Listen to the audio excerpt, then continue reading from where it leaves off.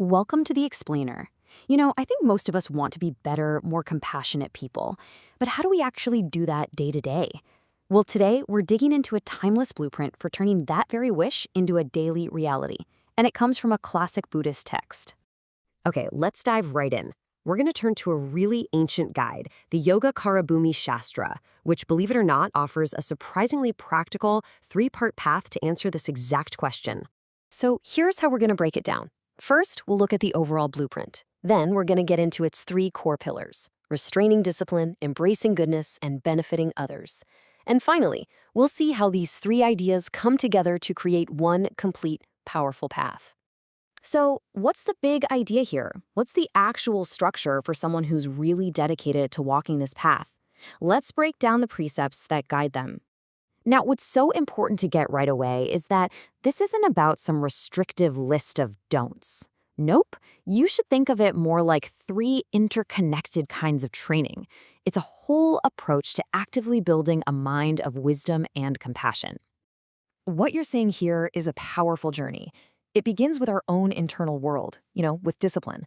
From there, it expands outward to proactively create good in the world. And it all culminates in directing every bit of that effort to benefit absolutely everyone. Let's start with that essential foundation. Okay, so this first collection, called Lu Yi Jie, is the essential groundwork. It's all about preventing harm so we can create a stable base for everything that's going to come next. Think of it like this. You can't build a house on shaky ground, right? You've got to clear the land first. That's what this is. You establish a stable, ethical base by consciously stepping back from actions that cause suffering, both to yourself and to others. It's really the starting point of integrity. And this goes so far beyond just, not stealing or not lying. This is an active internal practice. It's about looking inward, transforming anger into genuine compassion, and developing a patience so deep that it isn't shaken even when someone directly harms you. So once that foundation is stable, the practice really begins to expand. This second precept, She Shen Fa Le Jie, marks a super important shift. We're moving from simply not harming to proactively cultivating virtue. This quote just nails it, doesn't it? It's no longer enough to just avoid the bad stuff. Now, the path is asking us to actively build, to accumulate, and to nurture everything positive we possibly can. And this just turns our ethical practice into a dynamic part of our entire life. It touches our relationships, how we respond to praise and criticism, and even our most private thoughts. From caring for the sick to making offerings to the Buddha, the teachings, and the community, it's about orienting every single part of our being toward creating goodness. And that brings us to the culmination of the path, Rou Yi You Qing Jie. This is the whole point, really. It's about taking all the virtue we've built up and dedicating it completely to helping others. And the text here is remarkably specific. It doesn't just say, hey, go help people. No way. It breaks this huge commitment down into 11 distinct kinds of action, which really shows you just how broad and deep this vow of service is. So you can see, benefiting others isn't just one single act. It's this multifaceted, moment-to-moment commitment to easing suffering in all its forms, whether it's physical, emotional, or spiritual.